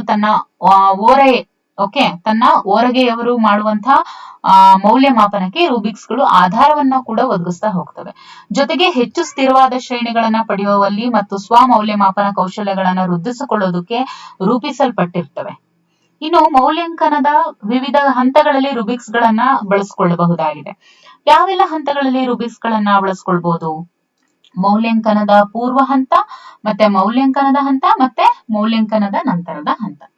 ಸಾಮಾನ್ಯವಾಗಿ ಇದು ರುಬಿಕ್ಸ್ ನಲ್ಲಿ ನೀಡಲಾಗಿರುವಂತಹ ಶ್ರೇಣಿಯು ರುಬಿಕ್ಸ್ ನಲ್ಲಿ ನೀಡಲಾಗಿರುವಂತಹ ಶ್ರೇಣಿ ಏನಿರುತ್ತೆ ಅದು ಕಲಿಕೆಯ ಗುಣಾತ್ಮಕತೆಯನ್ನ ಯಾವ ರೀತಿ ಸೂಚಿಸುತ್ತೆ? ಅತ್ಯುತ್ತಮ, ಉತ್ತಮ, ತೃಪ್ತಿಕರ, ಆತ್ಮತೃಪ್ತಿದಾಯಕ. ಓಕೆ, ಅತೃಪ್ತಿದಾಯಕ ಅದು. ಓಕೆ, ಅತ್ಯುತ್ತಮ, ಉತ್ತಮ, ತೃಪ್ತಿಕರ, ಅತೃಪ್ತಿದಾಯಕ. ಅತ್ಯುತ್ತಮ, ಉತ್ತಮ, ತೃಪ್ತಿಕರ, ಅತೃಪ್ತಿಕರ. ಓಕೆ, ಗಣಿತದಲ್ಲಿನ ತಪ್ಪು ಗ್ರಹಿಕೆಗಳು ಏನೇನು ತಪ್ಪು ಗ್ರಹಿಕೆಗಳು ಇದಾವೆ ಗಣಿತದಲ್ಲಿ ಅಂತ ನಾವು ನೋಡ್ತಾ ಹೋದ್ರೆ ಏನೆಲ್ಲ ತಪ್ಪು ಕಲ್ಪನೆಗಳನ್ನ ನಾವು ಒಳಗೊಂಡಿದೀವಿ ಅಂತ ಅಂದ್ರೆ, ನೈದಾನಿಕ ಪರೀಕ್ಷೆಯ ಫಲಿತಾಂಶ ಮತ್ತು ಅದರ ಮೇಲೆ ಮಾಡಲಾದ ದೋಷ ವಿಶ್ಲೇಷಣೆಯು ಆಶ್ಚರ್ಯಕರವಾದ ಪ್ರಕ್ರಿಯೆಗಳನ್ನ ತಿಳಿಸುತ್ತೆ. ಅನೇಕ ಸನ್ನಿವೇಶಗಳಲ್ಲಿ ತಪ್ಪು ತಿಳುವಳಿಕೆಗಳನ್ನ ಸೂಚಿಸುವುದರ ಜೊತೆಗೆ ಅವನ್ನ ಬಳಸುತ್ತಿರುವುದು ಇನ್ನೂ ಹೆಚ್ಚಿನ ತಪ್ಪುಗಳಾಗುವಂತೆ ಮಾಡಿದೆ. ಇವುಗಳನ್ನೇ ನಾವು ಗಣಿತದಲ್ಲಿ ತಪ್ಪು ಗ್ರಹಿಕೆಗಳು, ತಪ್ಪು ತಿಳುವಳಿಕೆಗಳು ಅಂತ ಕರಿತೀವಿ. ಓಕೆ, ಗ್ರಹಿಕೆ ಅನ್ನುವಂಥದ್ದು ವ್ಯಾಪಕವಾಗಿ ಹಬ್ಬಿರುವಂತಹ ಖಚಿತವಲ್ಲದ ವಿಚಾರ ಆಗಿರುತ್ತೆ. ಜೊತೆಗೆ ತಪ್ಪು ಗ್ರಹಿಕೆ ಎನ್ನುವುದು ಖಚಿತವಲ್ಲದಿದ್ರೂ ಕೂಡ ವ್ಯಾಪಕವಾಗಿ ಹಬ್ಬಿರುವಂತ ಸತ್ಯಾಂಶ ಆಗಿರುತ್ತೆ. ಸೊ ಅನೇಕ ಸಂದರ್ಭಗಳಲ್ಲಿ ವಿದ್ಯಾರ್ಥಿ ತನ್ನ ತಪ್ಪು ಗ್ರಹಿಕೆಯಿಂದಲೇ ಅನೇಕ ತಪ್ಪುಗಳನ್ನ ಮಾಡ್ತಾನೆ. ಹಾಗಾಗಿ ನೈದಾನಿಕ ಪರೀಕ್ಷೆಯ ಮೂಲಕ ತಪ್ಪು ಗ್ರಹಿಕೆಯನ್ನ ಪತ್ತೆ ಹಚ್ಚಿ ವಿಶ್ಲೇಷಿಸಿ ತಪ್ಪು ಗ್ರಹಿಕೆಯನ್ನ ಬಳಸೋದನ್ನ ತಿದ್ದೋದು ಹಾಗೂ ಇನ್ನೂ ಹೆಚ್ಚಿನ ತಪ್ಪುಗಳು ಆಗದೇ ಇರುವಂತೆ ಮಾಡುವಂಥದ್ದು ಎಲ್ಲಾ ಶಿಕ್ಷಕರ ಜವಾಬ್ದಾರಿ ಆಗಿರುತ್ತೆ. ಓಕೆ, ಸೊ ಇಲ್ಲಿಗೆ ಈ ಒಂದು ಗಣಿತದಲ್ಲಿನ ತಪ್ಪು ಗ್ರಹಿಕೆಗಳು ಇಲ್ಲಿವರೆಗೂ ನೋಡಿದ್ವಿ, ಹೌದಲ್ವಾ? ಇನ್ನು ಮುಂದುವರೆದು ನೋಡ್ತಾ ಹೋದ್ರೆ ಆಲೋಚನಾ ಮಾದರಿಗಳು. ಓಕೆ, ಆಲೋಚನಾ ಮಾದರಿಗಳು ಇಷ್ಟೇ ಇರೋದು. ಇಷ್ಟು ಮಾಡಿದ್ರೆ ಇದು ಕಂಪ್ಲೀಟ್. ಓಕೆ, ನೋಡ್ತಾ ಹೋಗೋಣ. ಎಸ್, ಆಲೋಚನಾ ಮಾದರಿಗಳು ಅಂದ್ರೆ ಅದನ್ನ ಚಿಂತನಾ ಮಾದರಿಗಳು ಅಂತ ಕೂಡ ಕರೀತಾರೆ. ಓಕೆ, ಗಣಿತ ಕಲಿಕೆಯಲ್ಲಿ ಆಲೋಚನಾ ಮಾದರಿಗಳು, ಪರಿಕಲ್ಪನಾತ್ಮಕ ತಿಳುವಳಿಕೆಯಲ್ಲಿ ಆಲೋಚನೆಯ ಮಹತ್ವ ಎಷ್ಟು, ಆಮೇಲೆ ಆಲೋಚನಾ ಪ್ರಕ್ರಿಯೆಯಲ್ಲಿನ ಪ್ರಮುಖ ಅಂಶಗಳು. ನೋಡಿ, ಆಲೋಚನಾ ಪ್ರಕ್ರಿಯೆಯಲ್ಲಿನ ಪ್ರಮುಖ ಅಂಶಗಳು ಅಂತ ಬಂದಾಗ ಕಂಜೆಕ್ಟರಿಂಗ್ ಅಂದ್ರೆ ಊಹಿಸಿಕೊಳ್ಳೋದು, ಜಸ್ಟಿಫೈಯಿಂಗ್ ಸಮರ್ಥಿಸಿಕೊಳ್ಳೋದು, ಜನರಲೈಸೇಷನ್ ಸಾಮಾನ್ಯೀಕರಣ. ಇದನ್ನ ನಾವಿವಾಗ ಒಂದೊಂದಾಗಿ ನೋಡ್ತಾ ಹೋಗೋಣ. ಕಂಜೆಕ್ಟರಿಂಗ್ ಅಂದ್ರೇನು? ಊಹಿಸಿಕೊಳ್ಳೋದು. ಹಂಗಂದ್ರೇನು? ಗಣತೀಯ ಸಂಬಂಧಗಳ ಜೊತೆಗೆ ಗಣತೀಯ ಸಂಬಂಧಗಳ ಕುರಿತಂತೆ ಆಲೋಚಿಸೋದು ಹಾಗೂ ಸತ್ಯವಾಗಿರಬಹುದು ಅಂತ ಊಹಿಸಿಕೊಳ್ಳಬಹುದಾದಂತಹ ವ್ಯಾಖ್ಯೆಯನ್ನ ನೀಡುವಂಥದ್ದು. ಉದಾಹರಣೆಗೆ, 2 ಸಮಸಂಖ್ಯೆಗಳ ಮೊತ್ತ ಸಮಸಂಖ್ಯೆಯೇ ಆಗಿದೆ, ಮತ್ತೆ 2 ಬೆಸ ಸಂಖ್ಯೆಗಳ ಮೊತ್ತ ಸಮಸಂಖ್ಯೆಯೇ ಆಗಿದೆ. Okay, so ಇಲ್ಲೇನಿದೆ? ಗಣತೀಯ ಸಂಬಂಧಗಳ ಕುರಿತಂತೆ ಆಲೋಚಿಸೋದು ಹಾಗೂ ಸತ್ಯವಾಗಿರಬಹುದು ಅಂತ ಏನು ಊಹಿಸಿಕೊಳ್ಳಬಹುದಾದಂತಹ ವ್ಯಾಖ್ಯೆಯನ್ನ ನೀಡುವಂಥದ್ದು. ಇದನ್ನ ನಾವು ಊಹಿಸೋದು. ಓಕೆ, ಅಂದ್ರೆ ಈ ರೀತಿಯಾಗಿ ಇರುವಂಥದ್ದು. ಓಕೆ, ಇನ್ನು ಸಮರ್ಥಿಸಿಕೊಳ್ಳುವುದು, ಈಗಾಗಲೇ ತಿಳಿದುಕೊಂಡಿರುವಂತಹ ಸುಳಿವನ್ನ ಆಧರಿಸಿ ತಾರ್ಕಿಕ ವ್ಯಾಖ್ಯಾನವನ್ನ ಮಂಡಿಸುವುದು. ಉದಾಹರಣೆಗೆ 15 + 25 = 5 + x. ಓಕೆ, ಅಂದ್ರೆ 5 ಪ್ಲಸ್ ಅಂದ್ರೆ 25 ಪ್ಲಸ್ 15 ಎಷ್ಟಾಗುತ್ತೆ? 40 ಆಗುತ್ತೆ, ಹೌದಲ್ವಾ? ಸೊ 5 + x ಅಂತ ಹೇಳಿ ಈ ರೀತಿ ತಾರ್ಕಿಕ ವ್ಯಾಖ್ಯಾನವನ್ನ ಏನ್ ಕೊಟ್ಟಿರ್ತಾರೆ ಅದನ್ನ ನಾವು ಸಾಲ್ವ್ ಮಾಡುವಂಥದ್ದು, ಸಮರ್ಥಿಸಿಕೊಳ್ಳುವಂಥದ್ದು. ಈ ಗಣಿತ ಸಮೀಕರಣವನ್ನ ಗಮನಿಸಿದಂತಹ ವಿದ್ಯಾರ್ಥಿ x ನ ಮೌಲ್ಯವನ್ನ ತನ್ನದೇ ರೀತಿಯಲ್ಲಿ ಊಹಿಸಿಕೊಳ್ತಾನೆ ಮತ್ತು ಅದನ್ನ ತನ್ನದೇ ಧಾಟಿಯಲ್ಲಿ ಕೂಡ ಸಮರ್ಥಿಸಿಕೊಳ್ತಾನೆ. ಉದಾಹರಣೆಗೆ, ಈಗ ಸಮೀಕರಣದ ಎಡ ಮತ್ತು ಬಲಭಾಗಗಳನ್ನ ಹೋಲಿಸ್ತಾನೆ. ಇಲ್ಲಿ ಏನಿದೆ? ಎಡಭಾಗದಲ್ಲಿ ಏನಿದೆ? 15 ಸಂಖ್ಯೆಯು ಬಲಭಾಗದಲ್ಲಿನ 5ಕ್ಕಿಂತ ಹೆಚ್ಚಿಗೆ ಇದೆ, ಹೌದಲ್ವಾ? ಈ 10ನ್ನ 25ಕ್ಕೆ ಕೂಡಿದಾಗ 35 ದೊರೆಯುತ್ತೆ. ಓಕೆ, ಆದ್ದರಿಂದ x ನ ಮೌಲ್ಯ 35 ಅಂತ ಹೇಳಿ ಏನ್ ಮಾಡ್ತಾನೆ? ಹೇಳ್ತಾ ಹೋಗ್ತಾನೆ. ಓಕೆ, ಅಂದ್ರೆ ಇಲ್ಲಿ x ನ ಮೌಲ್ಯ ಎಷ್ಟು ಅಂತ ಯಾವ ರೀತಿ ಹೇಳ್ತಾನೆ ಅಂತ ಇದೆ. ಇನ್ನೊಂದ್ಸಲ ನೋಡಿ. ಸಮರ್ಥಿಸಿಕೊಳ್ಳುವುದು, ನಾವ್ ಯಾವ್ದನ್ನ ನೋಡ್ತಾ ಇರೋದು? ಆಲೋಚನಾ ಮಾದರಿಗಳು. ಅಂದ್ರೆ ಮಕ್ಕಳ ಒಂದು ಆಲೋಚನಾ ಸಾಮರ್ಥ್ಯ, ಆಲೋಚನಾ ಮಾದರಿಗಳು ಹೇಗೆಲ್ಲ ಇರುತ್ತೆ ಅಂತ. ಮೊದಲನೇದು ಊಹಿಸಿಕೊಳ್ಳೋದು. ಈಗ 2 ಸಮಸಂಖ್ಯೆಗಳ ಮೊತ್ತ ಸಮಸಂಖ್ಯೆ ಆಗಿರುತ್ತೆ.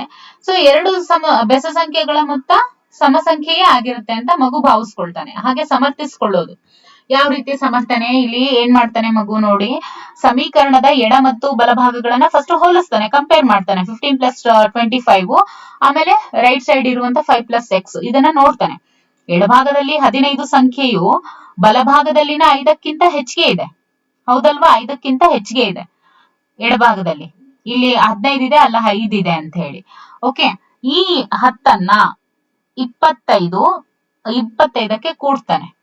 ಓಕೆ, ಅಂದ್ರೆ ಇಲ್ಲೇನು 5ಕ್ಕಿಂತ ಅಂದ್ರೆ ಇಲ್ಲಿ 10ನ್ನ 25ಕ್ಕೆ ಕೂಡ್ತಾನೆ, ಆದ್ರಿಂದ x ನ ಮೌಲ್ಯ 35 ಅಂತ ಹೇಳಿ ಈ ರೀತಿ ಕೂಡ ಮಗು ಏನ್ ಮಾಡ್ತಾನೆ? ಸಮರ್ಥಿಸಿಕೊಳ್ತಾನೆ. ಇನ್ನು ಸಾಮಾನ್ಯೀಕರಣ. ಊಹಿಸಿಕೊಳ್ಳುವಂತಹ ಪ್ರಕ್ರಿಯೆಯಲ್ಲಿ ದೊರೆತ ವ್ಯಾಖ್ಯೆಯು ನಿಖರವಾಗಿ ಸತ್ಯವಾದ್ರೆ ಅದನ್ನ ಸಾಮಾನ್ಯೀಕರಣ ಅಂತ ಹೇಳ್ತೀವಿ. ಅಂದ್ರೆ ನೋಡಿ, ಊಹಿಸಿಕೊಳ್ಳುವಂತಹ ಪ್ರಕ್ರಿಯೆಯಲ್ಲಿ ದೊರೆತಂತಹ ವ್ಯಾಖ್ಯೆ ಏನಿರುತ್ತೆ ಅದು ನಿಖರವಾಗಿ ಪರ್ಟಿಕ್ಯುಲರ್ ಆಗಿ ಅದು ಪಕ್ಕ ಇದ್ರೆ, ರಿಯಲ್ ಆಗಿದ್ರೆ ಅದನ್ನ ನಾವೇನಂತ ಕರಿತೀವಿ, ಸತ್ಯ. ಅಂದ್ರೆ ನಾವ್ ಏನ್ ಅನ್ಕೊಂಡಿರ್ತೀವಿ ಅದೇ ಉತ್ತರ ದೊರೆತ್ರೆ ಅದನ್ನ ನಾವೇನಂತ ಹೇಳ್ತೀವಿ, ನಿಖರವಾಗಿರುತ್ತೆ, ಅದು ಸತ್ಯ ಆದ್ರೆ ಅದನ್ನ ನಾವು ಸಾಮಾನ್ಯೀಕರಣ ಅಂತ ಹೇಳ್ತೀವಿ. ಇಲ್ಲಿ ಹೆಚ್ಚಿನ ಸಂಖ್ಯೆಯ ಸನ್ನಿವೇಶ ಅಥವಾ ಉದಾಹರಣೆಗಳನ್ನ ಆಧರಿಸಿ ಅಂತಿಮವಾಗಿ ತಾರ್ಕಿಕ ನಿರ್ಣಯಕ್ಕೆ ಬರಬೇಕಾಗುತ್ತೆ. ನೋಡಿ, ಈಗ 2+4 = 6, 6+2 = 8, 10+4 = 14. ಆದ್ದರಿಂದ ಎರಡು ಸಮಸಂಖ್ಯೆಗಳ ಮೊತ್ತ ಸಮಸಂಖ್ಯೆ ಆಗಿರುತ್ತೆ. ಇದನ್ನ ಅನುಗಮನ ಮತ್ತು ನಿಗಮನ ಕಾರಣೀಕರಿಸುವಿಕೆ ಅಂತ ಹೇಳಿ ಮತ್ತೆ ಇದನ್ನ ಎರಡು ತರ ವಿಂಗಡಣೆ ಮಾಡ್ತಾರೆ. ಆಗ ಅನುಗಮನ ಕಾರಣೀಕರಿಸುವಿಕೆಯಲ್ಲಿ ಚಿಂತನಾ ಪ್ರವಾಹದ ದಿಕ್ಕು ಕೆಳಗಿನಿಂದ ಮೇಲಕ್ಕೆ, ಆಮೇಲೆ ನಿರ್ದಿಷ್ಟ ಸನ್ನಿವೇಶಗಳನ್ನ ಗಮನಿಸಿ ಅಂತಿಮವಾಗಿ ವೈಶಾಲ್ಯ ಸಮೀಕರಣಕ್ಕೆ ಬರ್ತಾರೆ ಮಕ್ಕಳು. ಆಮೇಲೆ ಉದಾಹರಣೆಗಳಿಂದ ಸಾಮಾನ್ಯ ನಿಯಮಗಳತ್ತ ಪ್ರವಹಿಸುವ ಚಿಂತನಾ ಕ್ರಮವನ್ನು ಕೂಡ ಒಳಗೊಂಡಿರ್ತಾರೆ. ಇನ್ನು ನಿಗಮನ ಕಾರಣೀಕರಿಸುವಿಕೆ ಅಂತ ನೋಡಿದಾಗ ಚಿಂತನಾ ಪ್ರವಾಹದ ದಿಕ್ಕು ಮೇಲಿನಿಂದ ಕೆಳಕ್ಕೆ, ಆದ್ರೆ ಇಲ್ಲಿ ಚಿಂತನಾ ಪ್ರವಾಹದ ದಿಕ್ಕು ಕೆಳಗಿನಿಂದ ಮೇಲಕ್ಕೆ ಇರುತ್ತೆ. ಯಾವುದ್ರಲ್ಲಿ? ಅನುಗಮನದಲ್ಲಿ. ಒಂದು ಸತ್ಯಾಂಶವನ್ನ ಆಧರಿಸಿ ಇತರ ಸತ್ಯಾಂಶಗಳನ್ನ ಇಲ್ಲಿ ಪರಿಶೀಲಿಸ್ತಾ ಹೋಗ್ತಾರೆ. ಇಲ್ಲಿ ಸಾಮಾನ್ಯ ನಿಯಮಗಳಿಂದ ನಿರ್ದಿಷ್ಟ ಉದಾಹರಣೆಗಳತ್ತ ಪ್ರವಹಿಸುವಂತಹ ಚಿಂತನಾ ಕ್ರಮವನ್ನ ಇದು ಒಳಗೊಂಡಿರುತ್ತೆ. ಸಾಮಾನ್ಯ ನಿಯಮಗಳಿಂದ ನಿರ್ದಿಷ್ಟ ಉದಾಹರಣೆಗಳತ್ತ ನಿಗಮನ ಪದ್ಧತಿ ಅಲ್ಲಿ ಹೋದ್ರೆ, ಉದಾಹರಣೆಗಳಿಂದ ಸಾಮಾನ್ಯ ನಿಯಮಗಳತ್ತ ಅನುಗಮನ ಪದ್ಧತಿಯಲ್ಲಿ ಹೋಗ್ತಾರೆ. ಓಕೆ, ಇನ್ನು ಬೀಜಗಣಿತೀಯ ಚಿಂತನೆ. ಓಕೆ, ಇಲ್ಲೇನಾಗುತ್ತೆ, ಅಂಕಗಣಿತೀಯ ಮೂಲ ಪ್ರಕ್ರಿಯೆಗಳನ್ನ ಸಾಮಾನ್ಯೀಕರಿಸಿ ಅವ್ಯಕ್ತ ಪದಗಳ ಮೇಲೆ ಪ್ರಕ್ರಿಯೆಗಳನ್ನ ನಡೆಸುವಂತಹ ಕ್ರಮವನ್ನ ಬೀಜಗಣಿತೀಯ ಚಿಂತನೆ ಪ್ರತಿನಿಧಿಸ್ತಾ ಹೋಗುತ್ತೆ. ಈಗ ಎರಡು ಸಂಖ್ಯೆಗಳ ಮೊತ್ತ 25, ಅದೇ ಎರಡು ಸಂಖ್ಯೆಗಳ ವ್ಯತ್ಯಾಸ 5. ಓಕೆ, ಇನ್ನು ರೇಖಾಗಣಿತೀಯ ಚಿಂತನೆ ನೋಡಿದರೆ, ರೇಖಾಗಣಿತದ ಮತ್ತು ಅವಕಾಶದ ಜ್ಞಾನವನ್ನ ಬಳಸಿಕೊಂಡು ಮತ್ತು ಅದನ್ನ ಭೌತಿಕ ವಾತಾವರಣದ ಮೇಲೆ ಸಾದೃಶ್ಯಗೊಳಿಸುವಂತಹ ಚಿಂತನೆಯನ್ನೇ ನಾವು ರೇಖಾಗಣಿತೀಯ ಚಿಂತನೆ ಅಂತ ಕರಿತೀವಿ. ರೇಖಾಗಣಿತೀಯ ಚಿಂತನಾ ಮಾದರಿಯನ್ನ ವ್ಯಾನ್ ಹೇಲ್ ರವರು ರೂಪಿಸಿದ್ದಾರೆ. ಯಾರು? ವ್ಯಾನ್ ಹೇಲ್ ರವರು ರೂಪಿಸಿದ್ದಾರೆ.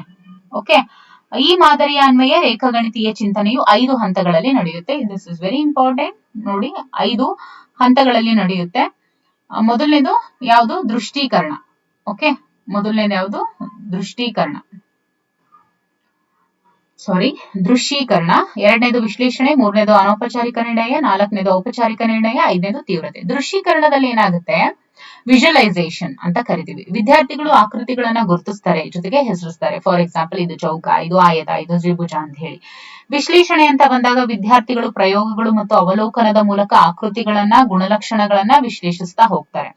ಅನೌಪಚಾರಿಕ ನಿರ್ಣಯ ಅಂತ ಬಂದಾಗ ವಿದ್ಯಾರ್ಥಿಗಳು ಆಕೃತಿಯ ಭಾಗಗಳನ್ನ ಗುರುತಿಸ್ತಾರೆ, ಜೊತೆಗೆ ಆಕೃತಿಗಳ ನಡುವಿನ ಅಂತರ್ ಸಂಬಂಧವನ್ನ ಅವರು ಅರಿತಾ ಹೋಗ್ತಾರೆ. ಇಲ್ಲಿ ಚೌಕವು ಆಯತದ ಎಲ್ಲಾ ಲಕ್ಷಣಗಳನ್ನು ಕೂಡ ಒಳಗೊಂಡಿದೆ ಅನ್ನುವಂತ ನಿರ್ಣಯಕ್ಕೆ ಬರ್ತಾರೆ. ಇನ್ನು ಔಪಚಾರಿಕ ನಿರ್ಣಯ ಅಂತ ಬಂದ್ರೆ ವಿದ್ಯಾರ್ಥಿಗಳು ಸೂತ್ರಗಳು ಮತ್ತು ಸ್ವಯಂ ಸಿದ್ಧತೆಗಳನ್ನ ಸ್ವಯಂ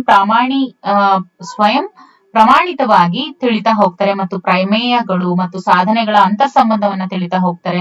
ಇಲ್ಲಿ ಕೇವಲ ನೆನಪಿನಲ್ಲಿ ಇಡುವಂತ ಕ್ರಿಯೆಯು ಇಲ್ಲಿ ಪ್ರಮುಖ ಆಗೋದಿಲ್ಲ. ಓಕೆ, ಇನ್ನು ತೀವ್ರತೆ. ವಿದ್ಯಾರ್ಥಿಗಳು ಸ್ವಯಂ ಪ್ರಮಾಣಿತ ಪದ್ಧತಿಯೊಂದಿಗೆ ಕಾರ್ಯನಿರ್ವಹಿಸ್ತಾ ಹೋಗ್ತಾರೆ. ರೇಖಾಗಣಿತವನ್ನ ಅಮೂರ್ತವಾಗಿ ಇಲ್ಲಿ ಕಲಿತಾ ಹೋಗ್ತಾರೆ. ನೋಡಿ, ವಿದ್ಯಾರ್ಥಿಗಳು ಸ್ವಯಂ ಪ್ರಮಾಣಿತ ಪದ್ಧತಿಯೊಂದಿಗೆ ಕಾರ್ಯವನ್ನ ನಿರ್ವಹಿಸ್ತಾರೆ, ರೇಖಾಗಣಿತವನ್ನ ಅಮೂರ್ತವಾಗಿ ಇಲ್ಲಿ ಕಲಿತಾ ಹೋಗ್ತಾರೆ. ಇಲ್ಲಿ ಪ್ರಮೇಯಗಳನ್ನ ಆಧರಿಸಿ ಉಪಪ್ರಮೇಯಗಳನ್ನ ಸಾಧಿಸುವುದು, ಇವೆಲ್ಲವನ್ನು ಕೂಡ ಮಾಡ್ತಾ ಹೋಗ್ತಾರೆ ಮಕ್ಕಳು. ಇನ್ನು ಗಣಿತದ ರಚನೆ ನೋಡಿ, ಪೂರ್ಣ ಸಂಖ್ಯೆಗಳ ಮೂಲಕ ಗಣಿತದ ರಚನೆಯ ವಿವರಣೆ. ಓಕೆ, ಪಿಯಾಜೆ ಅವರು, ಆಮೇಲೆ ಸ್ವಯಂ ಸಿದ್ಧಗಳು. ಓಕೆ, ಪಿಯಾಜೆ ಅವರು ಇದ್ರ ಬಗ್ಗೆ ಕೊಡ್ತಾ ಹೋಗ್ತಾರೆ. ಗಣಿತದ ಹೇಳಿಕೆಗಳನ್ನ ಕ್ರಮಬದ್ಧಗೊಳಿಸುವುದು, ಸಮಸ್ಯೆ ಪರಿಹಾರ ಕ್ರಮ, ಅನುಗಮನ ಚಿಂತನಾ ಮಾದರಿ, ಇದನ್ನ ಹಿಲ್ಡಾ ಟಾಬಾರ್ ಅವರ ಮಾದರಿ ಅಂತ ಕೂಡ ಕರೀತಾರೆ. ಪರಿಕಲ್ಪನೆ, ಅಭಿವೃದ್ಧಿ ಮತ್ತು ವಿಮರ್ಶಾತ್ಮಕ ಚಿಂತನೆಯ ಬಗ್ಗೆ ವಿವೇಚನಾಯುಕ್ತ ಬಹು ಹಂತಗಳು ಉಳ್ಳಂತಹ ಬಹುದ್ದೇಶದ ಮಾದರಿಯ ಅನುಗಮನ ಚಿಂತನಾ ಮಾದರಿ ಅಥವಾ ಹಿಲ್ಡಾ ಟಾಬಾ ಮಾದರಿ ಅಂತ ಕೂಡ ಕರೀತಾರೆ. ಹಾಗಾದ್ರೆ ಈ ಹಿಲ್ಡಾ ಟಾಬಾ ಮಾದರಿ ಅಥವಾ ಅನುಗಮನ ಚಿಂತನಾ ಮಾದರಿ ಏನಿದೆ, ಅವುಗಳಲ್ಲಿ ಬಳಸುವಂತಹ ತಂತ್ರಗಳನ್ನ ನೋಡಿದಾಗ ಪರಿಕಲ್ಪನಾ ರಚನೆ, ದತ್ತಾಂಶಗಳ ವ್ಯಾಖ್ಯಾನ, ತತ್ವಗಳ ಉಪಯೋಗ ಅಥವಾ ಅನ್ವಯ. ಇನ್ನು ವರ್ಗನಾಡ್ನ ಪರಿಕಲ್ಪನಾ ಕ್ಷೇತ್ರ ಸಿದ್ಧಾಂತ.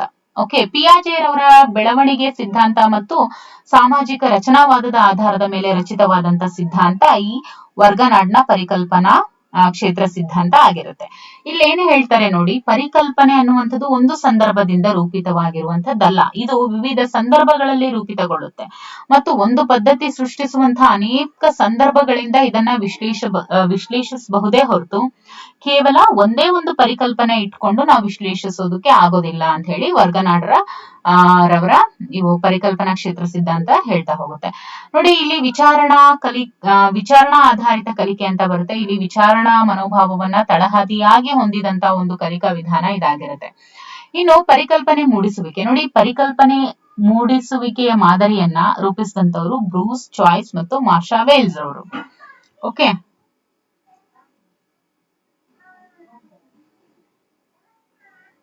ಇನ್ನು ಸಹಕಾರಿ ಕಲಿಕೆ ಮತ್ತು ಸಹಭಾಗಿತ್ವ ಕಲಿಕೆ. ಸಹಕಾರಿ ಕಲಿಕೆ ಮತ್ತು ಸಹಭಾಗಿತ್ವ ಕಲಿಕೆ.